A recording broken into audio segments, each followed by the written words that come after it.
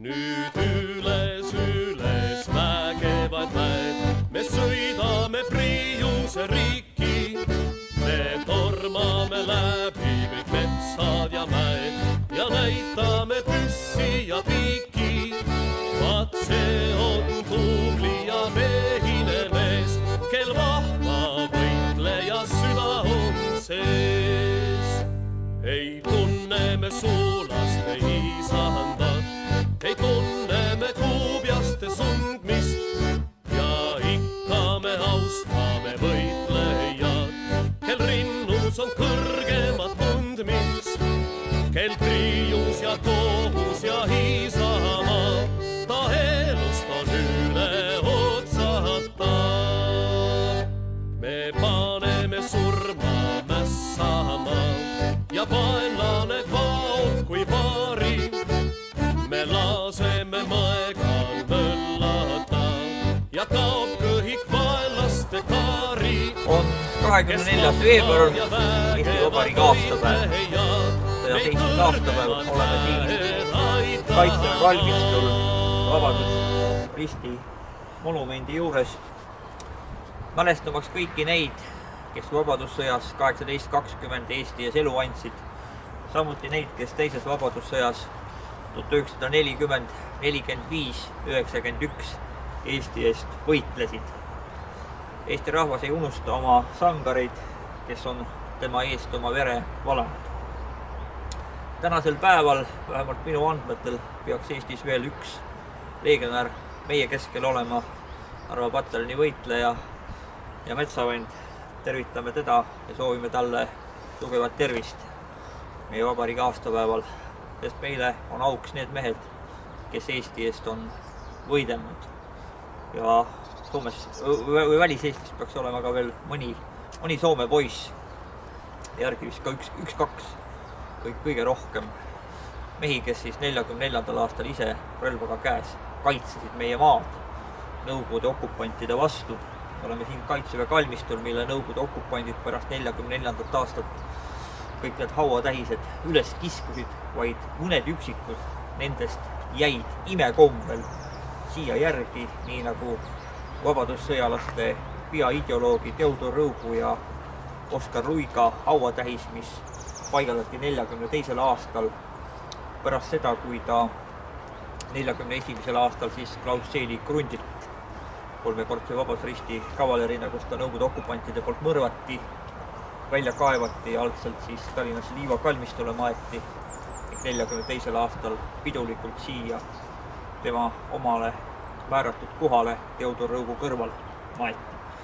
Need säilisid siin terve Nõukogude okupatsiooni aja ja olid ühed vähesed. See mälestuseis lammutati Nõukogude okupantide poolt samuti kindralite hauatähis, mis tänaseks on taastatud, nagu seesama monumentki siin minu selja taga. Eesti sõjamehed on alati oma maad vapralt kaitsenud ja võib-olla selle tänase päeva võtaksin kokku ühe vabadusvõitleja laulusalmiga, millel pealkiri Truudusvanne Isamaale ja mille autoriks on tuntud vabadusvõitleja Jüri Pööm, kes pühendas selle 70. aastapäeva auks Sinimägede lahingus võidelnud sõjameestele. Kord meil tuleb jälle tappa okupante, siis saab vaba Isamaale jälle antud truudusvanne, siis saab jälle Isamaale antud truudusvanne. Head iseseisvuspäeva, elagu Eesti! Sõbrad ja rahvuslased, oleme siin Tallinna Kaitseväe kalmistul kindralite mälestuskivi juures. Esimene, kes siia maeti, oli kindralmajor Johannes Unt. Tema Tondi sõjakooli juurest minnes, keda tulistati 1930. aastal, ta mõned päevad hiljem suri saadud haavadesse. Tema oli üks esimesi, kes siia maeti. Ja teiseks oli Eesti Vabadussõjalaste Liidu kindralmajor Ernst Põder, kes oli üks suuremaid vabadussõja sangareid. Vana Õkva, nii nagu teda kutsuti, oli ka üks peamisi 1. detsembri mässu Tallinnas mahasurujaid ja suuresti see mäss tema juhtimisel maha surutigi. Sellest küll langes Eesti kangelasi, aga võit saabus, Nõukogude okupandid ei saanud seekord aastal 1924 oma tahet.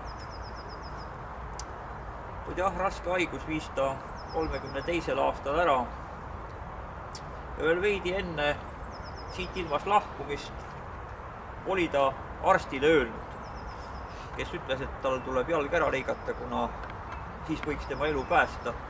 Ta oli öelnud, mis siis ikka, meil on palju puupeaga kindraleid, üks kindral võib siis ka puujalaga olla.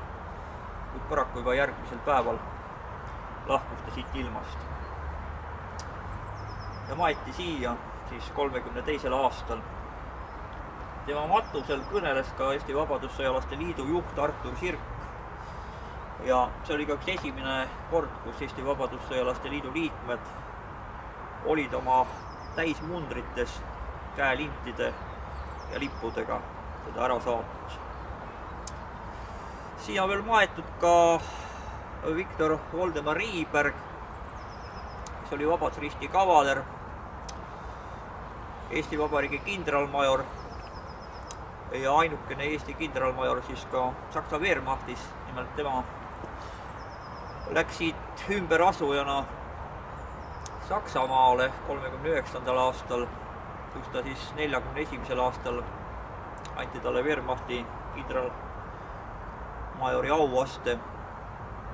Tema urnid on ka siia maetud.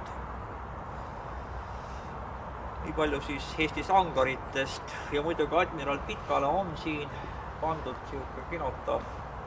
Kahjuks me ei tea täpselt, kuhu on Pitka maetud. Pitka oli ka üks Eesti riigi suuremaid sangareid, Eesti vabaduse rajajaid 1918-20. Puhake rahus, head Eesti sõjamehed, elagu Eesti!